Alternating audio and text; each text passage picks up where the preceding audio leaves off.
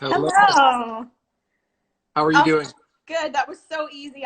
This is always my most panicked part, is Yeah, just making sure I can get connected. for sure. And I'm not good at on Instagram. Like I don't use it really at all. So I really appreciated your very detailed instructions. No problem. I had a situation a couple weeks ago, um, because like even I'm not the best with it, but I've had to learn quickly to do this. And one of my guests, we couldn't connect, and we had all these viewers on. And then it turned out he was trying to connect from his laptop. And which you can't do, as you said. Yeah. Right. So that's how I learned, okay, in my instructions for people, remind them that it has to be from a smartphone because who would have Yeah. thought, right? So, Yeah. Exactly. yeah. So are we are already live. We Like are already live. well, Yep. hello to So, whoever's listening. yep, that's right. So we have a few people on. My husband's always on. He goes upstairs and he Uh, records it from upstairs. nice. So when we're done, I'll post it to YouTube Great. for anyone who missed. And Perfect. then, yeah, we do. I've been doing it for, well, gosh, 5 weeks now, I think.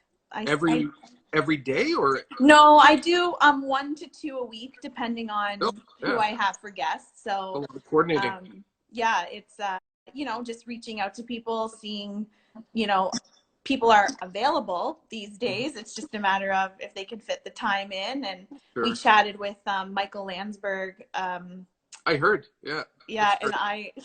I was just like, I couldn't believe it. Like, I couldn't believe it. So, little fangirling He's over here. he's a very good guy, and he's been a such a huge advocate for just ending stigma and for mental health awareness. It's I've always admired his work and Absolutely. his honesty in sharing his story.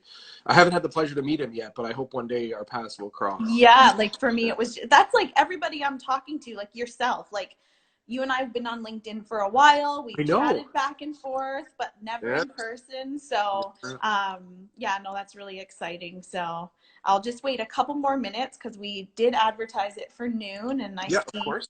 No. um, I see Nick's here. Nick does all of our promos, so the design of Good. the ad. So hey, Nick. Yep. The ads Haley, look great. yeah, he's really talented.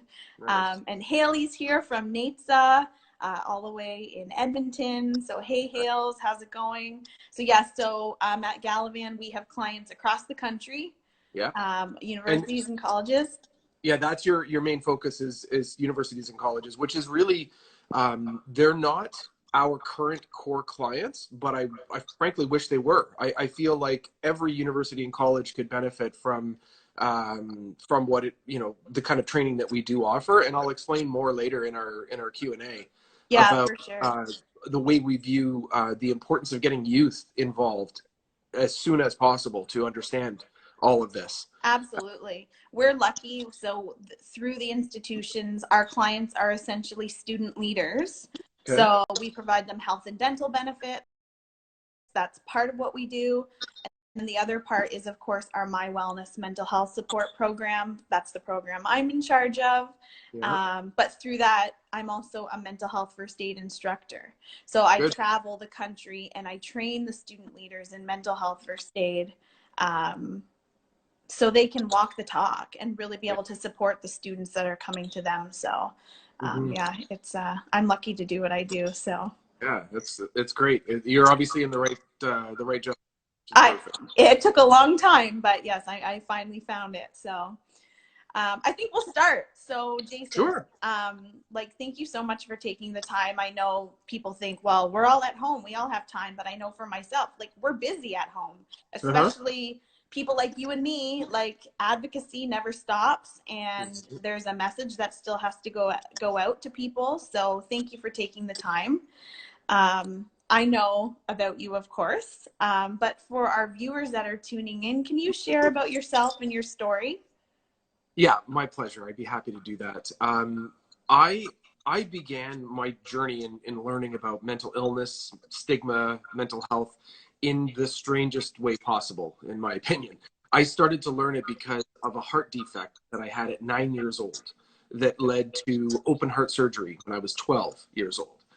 Now, the intervening years from 9 to 12, I learned course, I had no clue what I was learning at the time, but I learned what it's like to have an illness that our society has no stigma towards. I learned what it's like when you're sick and no one blames you. No one questions your work ethic. No one questions your character. No one questions why you need to miss school for a few months. Everyone understands that something is happening to your body that you can't control. And I didn't understand that. I just took it for what it was, and I appreciated the support that I had. But the reality was I was learning something very important that would be very helpful later on. But there was a huge period in between, from 12 years old until 26, where I was healthy. I was completely fine. My heart was repaired. I was incredibly fortunate to have no side effects from the open heart surgery and intervention. I was completely healthy.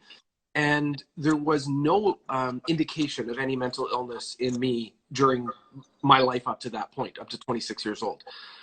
And then it came on in the strangest, most unexpected way for me, because I had a limited understanding of mental illness. I did have stigma towards mental illness. I was, in fact, part of the problem that I'm now dedicated to trying to solve. I frankly and honestly believed that mental illness was mostly a choice or a character, relevant to someone's character rather than a physical illness in their brain. I didn't understand that. And when I began experiencing clinical depression for the first time at 26 years old, I had no reason in my life for this to happen. I was working at McGill University, living in Montreal. I was newly engaged. I was a happy person. I loved my work. I loved everything about my life. And suddenly I had a 3-month-long episode of mild depression. And that's disorienting and confusing. And then when you add the stigma to it, there's a phrase called self-stigma. And it's simply when you take all the stigma towards mental illness and you just apply it to yourself. And I did that. I refused to even consider that I had a mental illness. And it wasn't about ego, and it wasn't about, being afraid of being sick. I'd been sick. I know what it's like to have open heart surgery. Right. It was specific to mental illness. I just didn't understand that mental illness was something that I could have. And I didn't like the idea, and I willfully resisted it. And I thought to myself, I'm just going to work harder, try harder, and plow through. And it was a complete failure because my symptoms went from mild depression to mild hypomania to more severe depression to more severe hypomania, back and forth for up to, it was almost 2.5 years. I lived like this, not 1 minute at my healthy baseline. And I began to realize that it got worse and worse, that, okay, this may be something that I can't deal with on my own. And I tried taking an antidepressant to try to help with the illness. But at that time, unfortunately, it was a bit of bad luck. I was put on an antidepressant that actually had the potential to push me into a manic episode, because, in fact, what I have is bipolar disorder. Wow. Okay. I wasn't unipolar depression. It was the fact that I was hypomanic and depressive. I was going back and forth between the two states. And I ended up having some benefit from the antidepressant. And then I had a very severe depressive episode in 2004 in December. And then in January, they increased the dosage of the antidepressant. Understandably, it was not, this wasn't a bad move by the doctor. It was a bit of bad luck. Right. That when they increased it, it was overnight. I took the extra dosage and I woke up the next morning and I was at the beginning of a 6-day manic episode. Wow. Where I did not sleep 1 minute for 6 days. I just kept going and kept moving and kept talking, and I got more and more angry, and eventually near the 5th and 6th day, I started to lose a little bit of touch with reality. I started having delusions of grandeur. And all of this led to me being hospitalized for 3 weeks in a place that is now called the Waypoint Psychiatric Care Center in Penetanguishene, Ontario. And that was both my bottom, like I hit rock bottom there. I mean, being committed to an institution like that is not a fun thing, and it's a scary thing, obviously. But at the same time, I was finally diagnosed as bipolar 1. I was finally put on the right treatment for that, which in my case was lithium. And I was instructed by my doctor there that this was something I could manage. With the right treatment, I could live a good life. He gave me hope. And even when I was at my lowest point, I realized, no, there's a way out of here. And that way does not include letting stigma get in the way of my actions. And I made a decision at that moment that I was never again going to treat mental illness any differently than the physical illnesses that I understood, including my heart defect.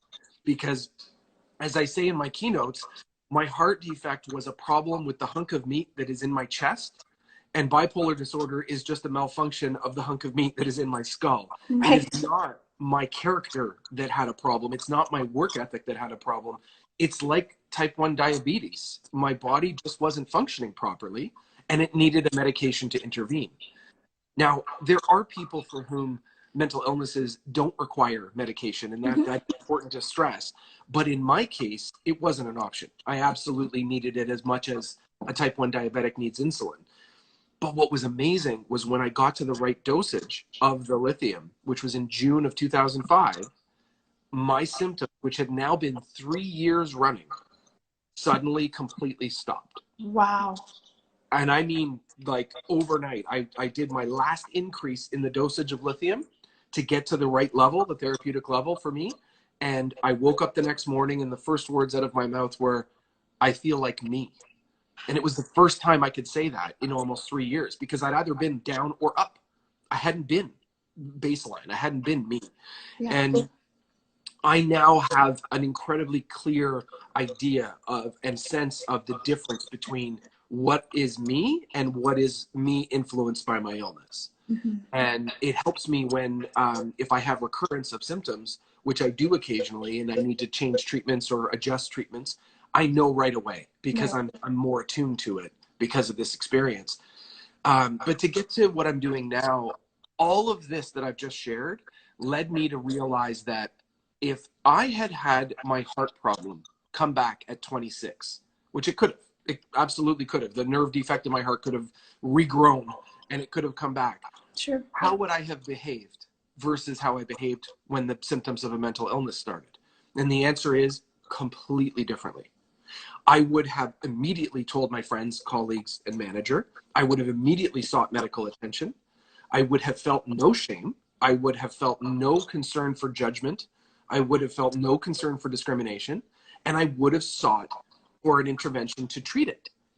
But instead, because it was mental illness, because of the stigma, I waited and tried to deal with it on my own for 2.5 years. That story is happening all over the world right now. Right. And that's why I now wear a shirt that says Stigma Fighter, and why I started a company called StigmaZero, which is that I believe my best way to help in this scenario is to be open about my experiences, to share my stories, and to use those stories as a highlight as to why stigma is the biggest problem relating to mental illness right now. It's not lack of awareness. Not to say there of course needs to be more awareness, but we can make as many people aware as we want. But if we don't eradicate stigma, we don't change things. We just don't. And because people's behaviors won't change. And so I created a training curriculum, and it is based on research. I've done research over the years. I've done over 1,000 keynotes over the years on this topic and learned from my audiences what it is that they need and how they respond. And I've learned in workplaces, how can workplaces change the culture of the way they respond to mental illness in order to reduce stigma and increase instances of people being open and honest, and frankly, just getting treatment earlier when they need it. So that's why I founded this company, StigmaZero, in 2014. But I didn't do it right away. As I mentioned, it's 2005 that I first got better. And I waited till 2006, and I started volunteering for AMI Quebec, which is a Montreal-based not-for-profit organization that helps caregivers of those with mental illness.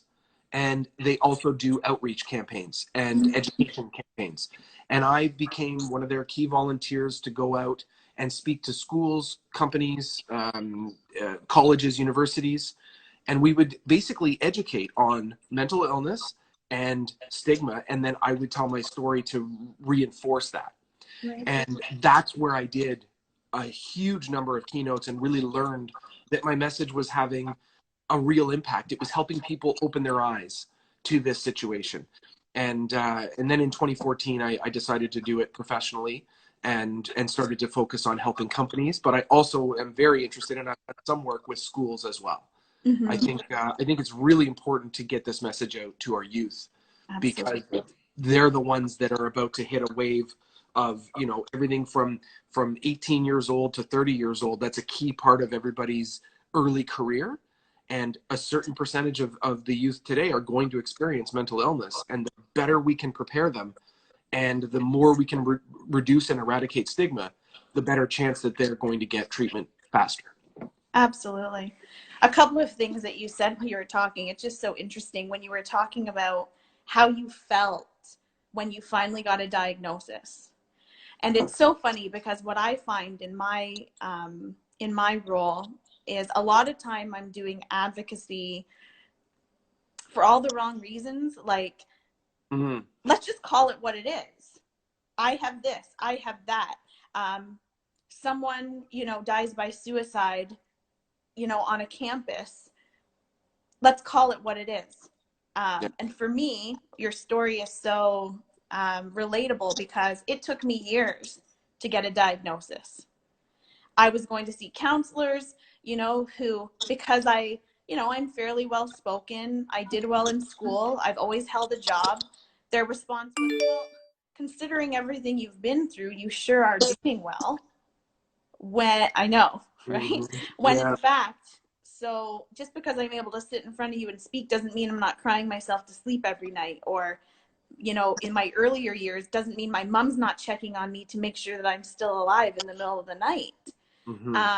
So when I got my diagnosis, which I always scream it from the rooftops, you know, depression, anxiety, and PTSD for me, you're right. It was just like, okay, I now I can move forward because I know what I'm dealing with. I know what I'm fighting. Yes, exactly.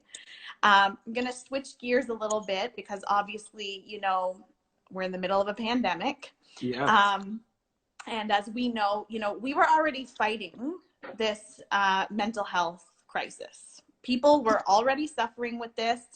Now the pandemic hit, and what we've talked about with some of our other guests is we have all of the people like you and me who have been battling mental illness for a good part of our life. But now we have this whole new wave of people that because of isolation, social distancing, maybe are experiencing it for the first time. Yeah. So what do you think the impact this pandemic is going to have, you know, in the world of mental health as we know it and for people? Yeah, I agree with a lot of the experts out there that have been saying that mental health and mental illness are going to be essentially the second wave of this pandemic. It will have a negative impact. I don't see how we could avoid that because even for a person whose mental health is extremely strong, when you put them in this situation where so much of their life has changed and they have to adapt to so many new realities, whether that's suddenly homeschooling or, you know, homeschooling, working from home, not seeing certain family members, not seeing friends, not doing all the activities that you used to do that you loved. All of those things are going to take a toll. They're going to be hard on everyone. And the more vulnerable people who were already at risk of a mental illness, or at least the symptoms of a mental illness in, you know, the early stages of it, this may be a trigger that pushes them into that state. And what I've had several friends come up to me and ask me that question, like, you know what, I'm worried a little bit about me and about themselves and about how I can be aware. And I always say to people, the most important data that you can collect, first and foremost, even if you have to just go by memory, if you haven't felt like yourself for a while, is to articulate what is your baseline. And there's a lot of key data points that are very black and white. For example, how much do you normally sleep a night that you consider to be your average, your baseline, you know, that you would not consider up or down? Everybody has that number. Everybody knows that number in their head. And so knowing that, knowing your energy levels, what kind of energy do you normally have throughout a day? Is it higher or lower? And then continuing down, anxiety. I happen to be, even though I'm someone who has bipolar disorder and I've experienced hypomania and mania, I've experienced depression, I've never experienced anxiety. It isn't one of my symptoms. Mm-hmm. Now I understand what anxiety is, but the reason I say that is if I know my baseline does not include anxiety and I suddenly am feeling anxiety, Right. I should pay attention to that. Right. So the whole idea of figuring out your baseline is to figure out the deviations from that baseline. And then the other thing that I say to people, and this is key right now, is don't overreact to a bad day. Don't overreact if you are, you're in the middle of this pandemic and you realize that you're just frustrated or you're anxious or you're angry or any of these normal reactions to this situation that we're in. If that lasts for 24 or 48 hours and then it dissipates, you know what that is? That's blowing off steam. That's healthy. That is a good thing. But if it lasts for 5, 7, 10, 12, 15 days and it doesn't go away, now that's a concern because now that's very different from who you are and it's continuing. It's perpetuating. And so knowing your baseline and knowing how you're living right now relative to your baseline is really, really valuable information. Absolutely. That's really good advice, actually. Really good advice, because no one knows, us better than ourselves. So, but we don't often think about like tuning into ourselves. So I really love that. I think that's great advice. I'm going to skip ahead to the announcement that came out over the weekend from Prime Minister Trudeau about the increased funding for online support, and specifically he discussed funding for online virtual therapy. So I know when I heard it on the news, I had two kind of feelings. I was like, oh my gosh, this is awesome. And then I was like, why did it take a pandemic, for this announcement to come through? People, myself included, have been suffering with this for years. It's been in the media for years. It's a little unfortunate that it took a crisis like this, to get enough attention to get funding. What's your take on the announcement, and what do you think the impact of that funding is going to have on the way people get help? Look, of course I share your sentiments, which is that it would have been nice to see that happen a lot sooner.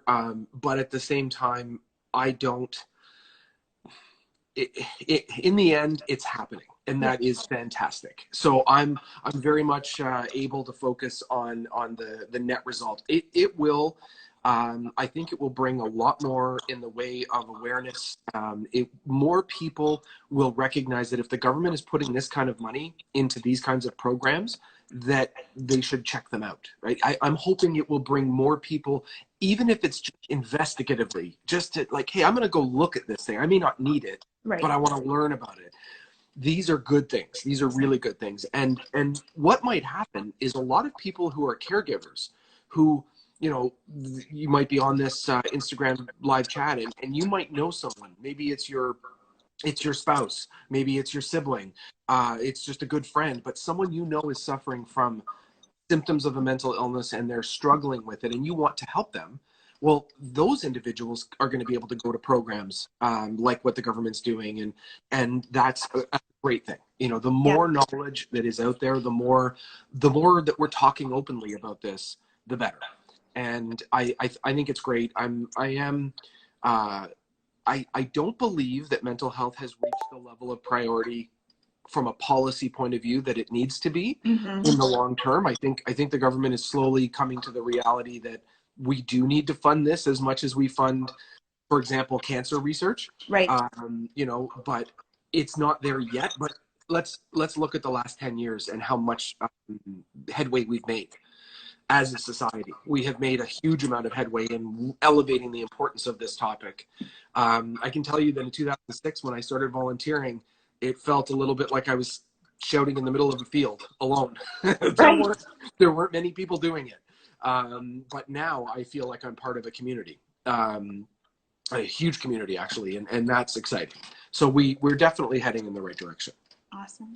So, I mean, the question, the big elephant in the room is, so you're always honest about your history with mental illness. You've shared with us today your diagnosis. So how are you coping with all of this? What are some things that you're doing to keep yourself on track and healthy?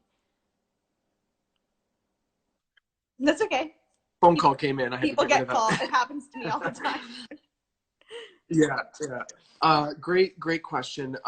There's a couple of things that I have to say, like sort of full disclosure, that I'm very, very lucky with. Number one is that my wife actually, she works from home anyway.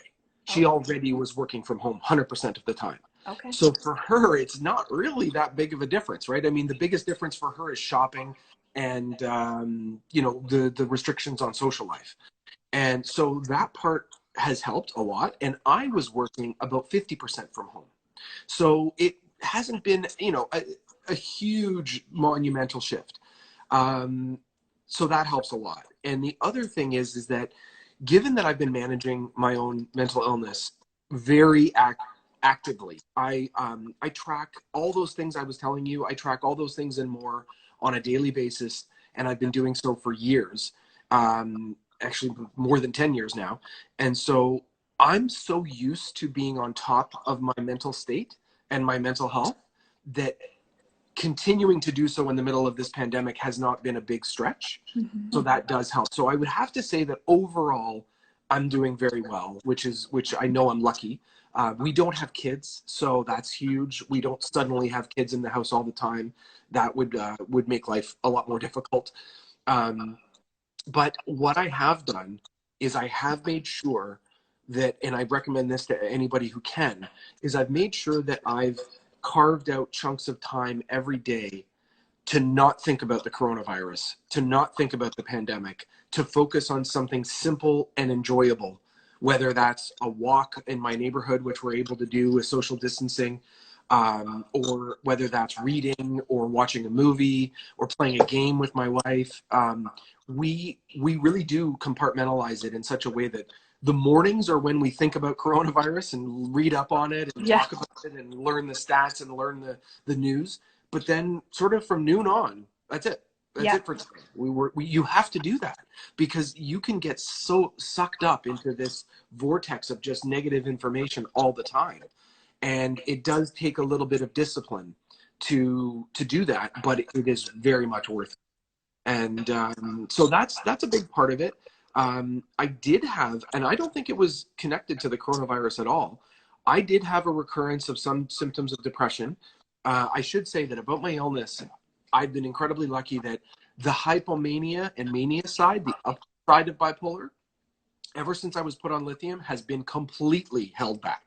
I've had zero symptoms of hypomania or mania since 2005. Wow. So I've done very well there. But I have had recurrences of depressive symptoms, usually mild to moderate, not severe. But they come, they usually last a couple days, sometimes they last a week. And if they happen too much, then we need to consider maybe adjusting my medication. And that's what happened to me in February. I had, from the end of January to the end of February, almost every day, I was going through mild to moderate depression. And it wasn't about, the coronavirus hadn't really hit yet. We certainly didn't know what was going to happen in February. And so for me, it was just time. The last time I had increased the dosage of the antidepressant I take was 5.5 years before. Okay, wow. My doctor told me that sometimes your body changes. You just need a little bit more.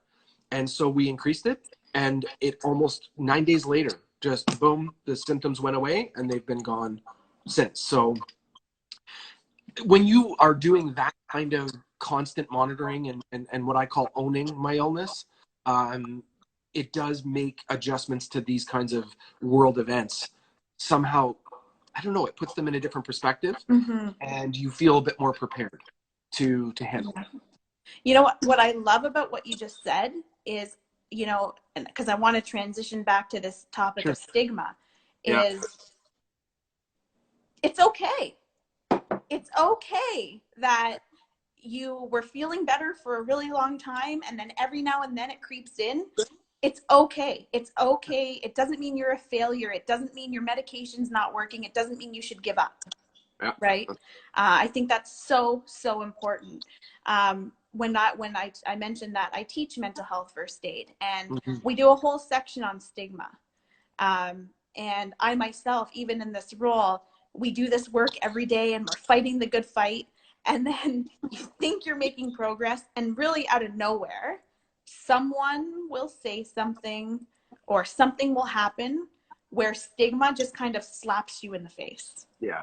And brings you back to reality and makes you realize this is still very real.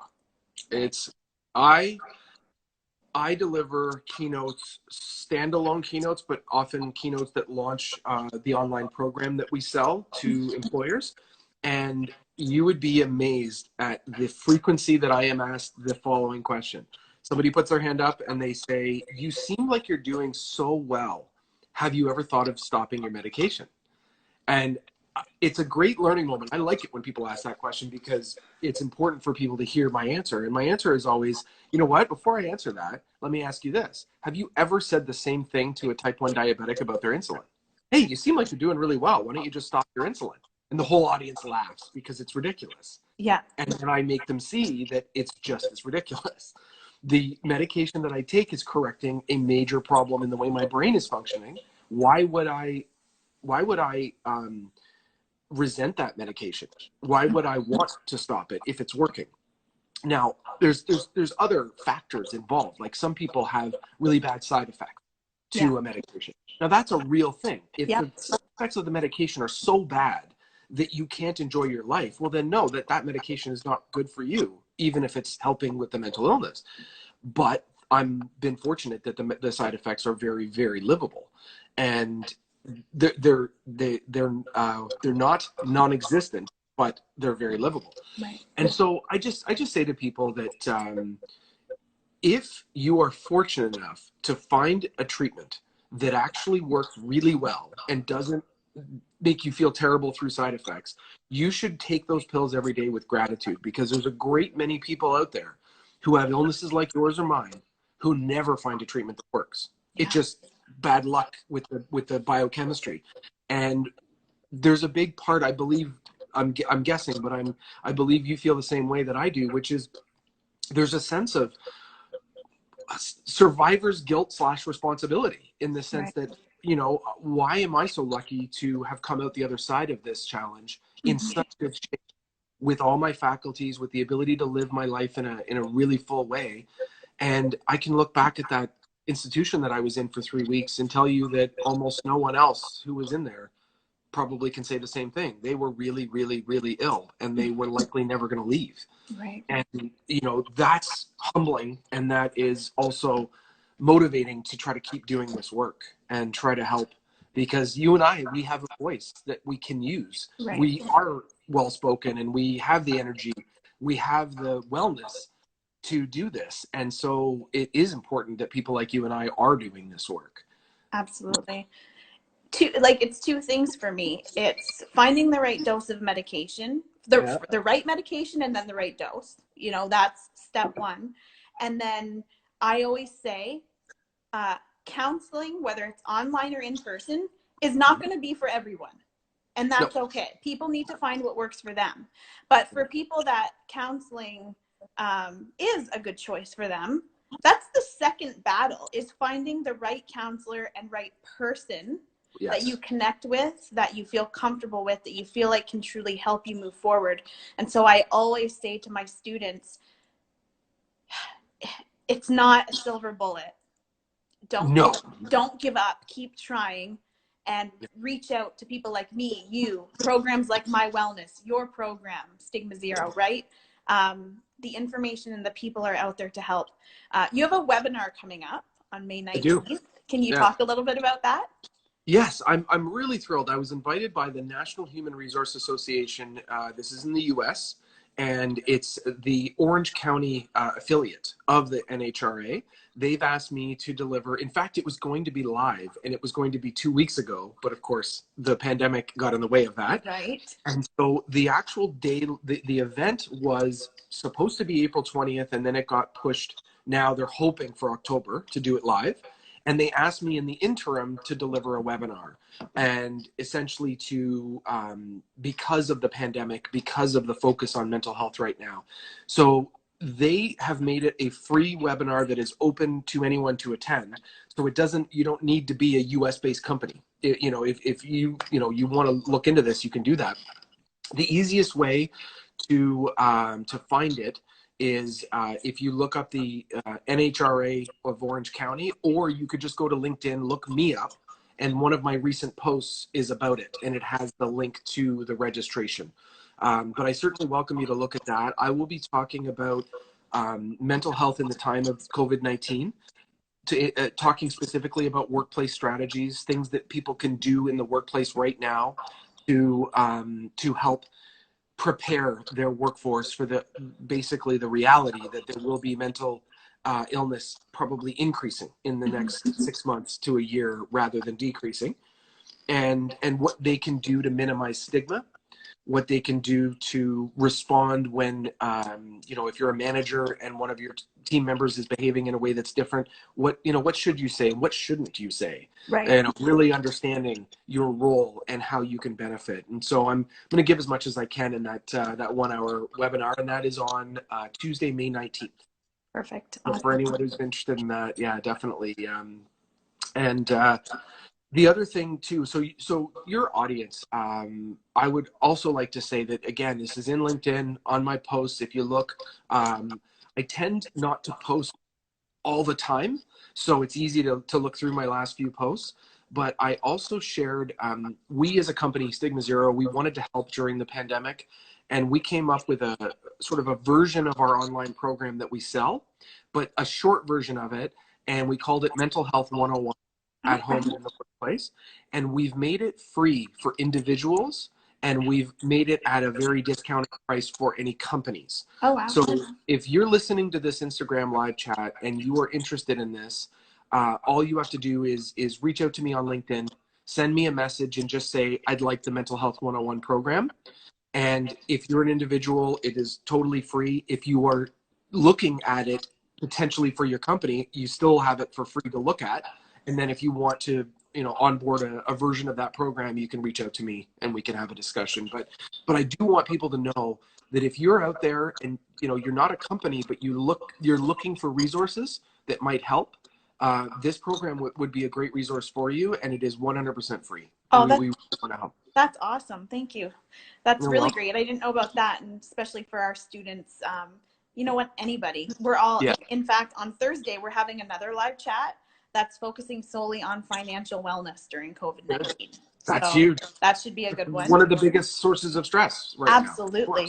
Absolutely. Yeah. Jason, it's been so amazing talking to you. If you had one final thought or your best piece of advice for our listeners as we continue to navigate through this pandemic, what would it be? Yeah, I'm going to say two things, if you don't mind. Yes. One specific to Gallivan and to the work you do with schools. I do want you to know that StigmaZero has a standing offer to any educational institution who brings in our online program for their staff, faculty and staff. We then offer the program entirely for free for all students of that organization. Oh, wow. That's our way of recognizing that a school is very different from a company. We recognize that a school can't afford to buy licenses for an online program for all its students, but its faculty and staff, it could. And when it does so, we create a separate version of the school that is just for the students, and there's no charge whatsoever. So that's something that I'd like you to keep in mind with your clients. Yes. And I think that might be interesting. And to answer the question, the most important thing, this is going to sound slightly cliched, but the most important thing is to take care of yourself. When you're on the airplane and they're giving you the spiel about, in the event of an accident, and they always say, put your oxygen mask on first before you help anyone else. There is a very important message there, which is that as you're trying to help the people in your life who are perhaps struggling more than you are from the pandemic, whether that's financial or because they're elderly or they're more prone to getting it, you have to make sure you take care of yourself. You have to make sure you're sleeping well and eating well and getting the rest you need and getting the mental rest you need, because none of us can do it all the time. Right. And if we try, we will fail, and we will increase the chances of triggering the onset of symptoms that we don't want. So remember to take care of yourself, and remember that a bad day is no big deal. Let yourself have a bad day and then see how you feel the next day. A bad week is something to be concerned about, but a bad day, no. Absolutely. That's great. We always tease in mental health first aid to quote RuPaul, but I change it up a bit. And I say, you know, if you can't take care of yourself, how the hell are you going to take care of anybody else? So Exactly. it rings true. Yeah. So great advice. Yeah. To all of our listeners, thank you for tuning in. I forgot to mention at the beginning, because I was so excited, that it is actually the beginning of Mental Health Week. Fun. So Yes. there should be lots of stuff going on that you can check out. As I mentioned, we do have another live chat coming up on Thursday. I'm pretty excited about that. So hopefully you'll tune in. The ads for that will be going up soon. Jason, thank you so much. Thank you. Cannot thank you enough. Listeners, StigmaZero, check Jason out on LinkedIn. There's a StigmaZero website as well, I believe. Yep. StigmaZero.com, and it's all spelled out. That's perfect. Okay, that's great. Well, everybody, I hope you have a great Monday. Remember, you're not alone. I'm here for you. And we'll talk soon. Thank you so much. Thanks again, Jason. Bye. Take care. Bye-bye.